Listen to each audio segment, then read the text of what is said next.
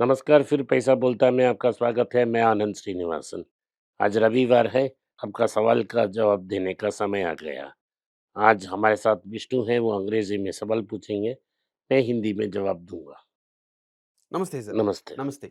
Sir, we are seeing a lot of Instagram videos saying that I'm earning 2,20,000 a month, 2 lakh a month, 1.5 lakh a month. But at the end of the month, I have no penny left. Why is it so? And all the expenses that we do is basically what we need. So, is the inflation going high or are we doing any mistakes in या आप the बहुत spending? गलती कर रहे हो। पूना की couple की example देखो, Yes. क्या एक्सपेंसेस है उनकी।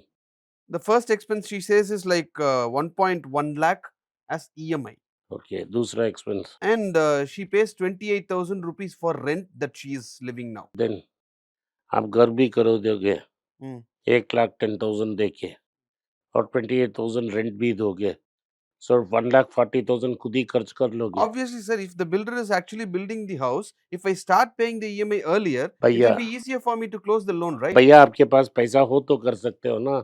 जब पैसा नहीं है, पहला घर ही नहीं खरीदना है, Hmm. क्योंकि अगली 20 साल का कमिटमेंट है। Hmm. आप 20 साल के लिए नौकरी में रहेगा, कौन गारंटी देगा। आईटी में 20 इयर्स आप नौकरी में होगे, कौन कमिटमेंट देने वाला है। और वही पूना में 20 इयर्स रहेंगे, उसका कमिटमेंट क्या है।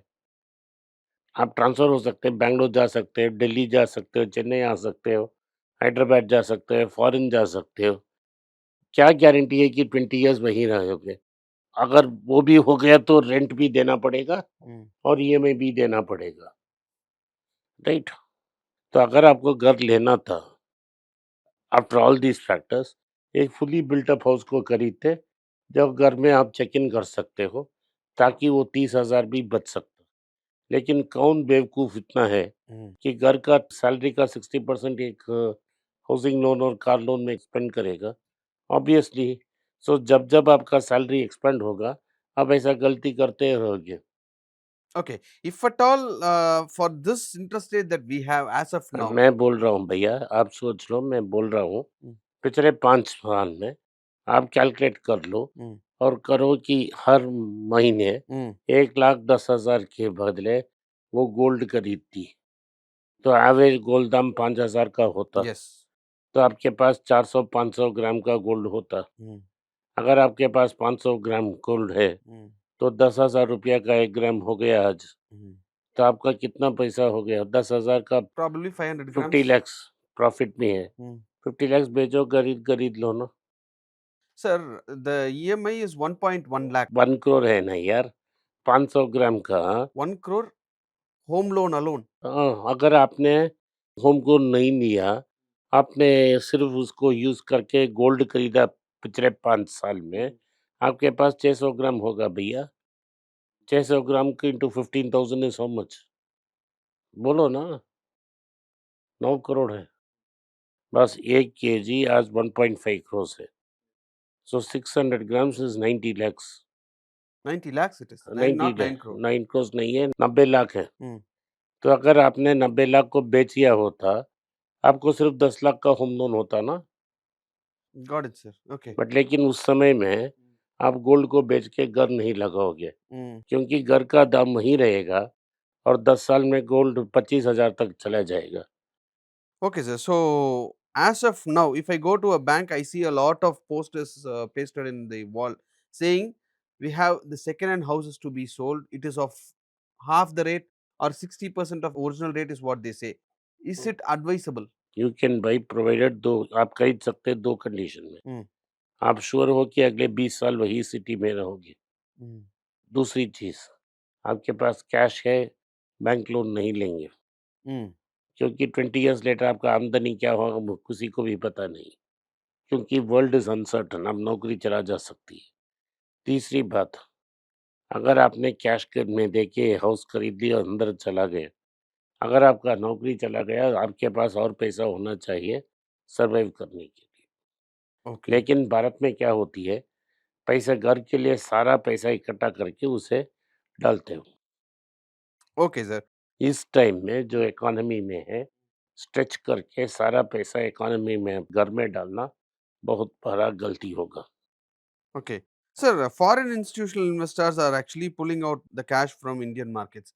How long can we expect this to be happening? जब तक आप अंडर परफॉर्म करेंगे। सी पिछले साल 2,50,000 करोड़ लिया था। Mm, पहले 5 महीने में 263 करोड़ ले लिया। mm, तो कल गवर्नमेंट ने एक नया स्कीम बनाया। अगर आप फॉरेनर हो, भारतीय नहीं, फॉरेनर हो, आपके लिए जो गवर्नमेंट बॉन्ड का इंटरेस्ट है, उस टैक्स को विथहोल्ड नहीं करेंगे, फुल पैसा दे देंगे। दूसरी कैपिटल गेन्स नहीं देंगे। मेरे ओपिनियन में दोनों बकवास है। mm, पहला कोई 7% इंटरेस्ट में भारत में निवेश करने के लिए नहीं आएगा। mm, अमेरिका में 5% मिल रहा है। सो हर साल हम 6-7% डिप्रिसिएशन होगा। mm, अगर आपने हेजिंग कॉस्ट भी कंसिडर कर ली, तो बॉन्ड होल्डर को 3% का हेजिंग कॉस्ट होगा। तो मैं अमेरिका ही में डाल दूँगा ना 8% के लिए। मैं क्यों इधर लाऊँगा? सो अगर कुछ लोग को प्रेशराइज़ करके आपने 50 बिलियन आ सकता है, उसके बाद टेपर हो जाएगा। प्रॉब्लम ये है कि रिज़र्व बैंक ने फाइनेंशियल रिप्रेशन करके गवर्नमेंट बोरोइंग को आर्टिफिशियली लो रखा है। उन्होंने पिछले साल 8 लाख करोड़ पैसे को उन्होंने मार्केट में बॉन्ड खरीदने के लिए इंजेक्ट की है। mm. इसीलिए रेट बहुत लो है। एक्चुअली अगर मार्केट में इसको फ्लोट करते तो रेट 9% होता, फॉरेन इंस्टीट्यूशनल इन्वेस्टर ऑटोमेटिकली आता। अगर गवर्नमेंट रेट 9% है, एफडी रेट 8% होगा। अगर एफडी रेट 8% है, म्यूचुअल फंड से सारा पैसा बैंक एफडी में आ जाएगा, तो प्रॉब्लम एक ठीक हो जाएगा। लेकिन उतना 9% होने से आपके जो ए1 टू ए7 हैं, बड़े कॉर्पोरेट्स हैं और आपके एमएसएमई इंडस्ट्री है, वो सब सर्वाइव करना बहुत मुश्किल हो जाएगा। Okay. Sir, by now the RBI has to increase the rate, repo rate, but they have not done that. Why is it so? Number one. Number two, finance ministry has brought some changes in the bond thing. What is that change? Bond change के बारे में मैंने अपनी बोला अभी। Foreigners के लिए interest विथहोल्डिंग tax नहीं है, Mm, long term capital gains के लिए टैक्स नहीं है फॉरेनर्स के लिए, ये फाइनेंस मिनिस्ट्री ने की। आरबीआई ने कही है जो बैंक बाहर इंडियन से पैसा एनआरआई से पैसा लाएगी, उसका हेजिंग कॉस्ट आरबीआई ले लेगी। इसका मतलब है मैं अब दुबई में बैठा हूँ, मैंने $1000 दे दी स्टेट बैंक ऑफ इंडिया को, तो स्टेट बैंक ऑफ इंडिया 100 रुपये से कन्वर्ट करेगी, लगभग 100 रुपया उसको मिलेगी।